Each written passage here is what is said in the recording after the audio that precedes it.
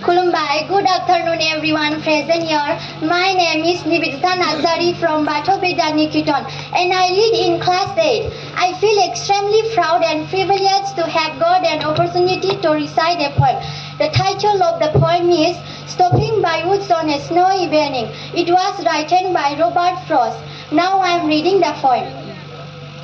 Stopping by woods on a snowy evening, whose woods these are I think I know. His house is in the village door. He will not see me stopping here to watch his woods fill up with snow. My little horse must think it queer to stop without a farmhouse near. Between the woods and frozen lake, the darkest evening of the year.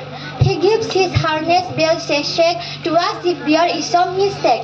The only other sounds the sweep of easy wind and downy flake. The woods are lovely, dark and deep, but I have promises to keep, and miles to go before I sleep, and miles to go before I sleep. Thank you. Hope you enjoy it.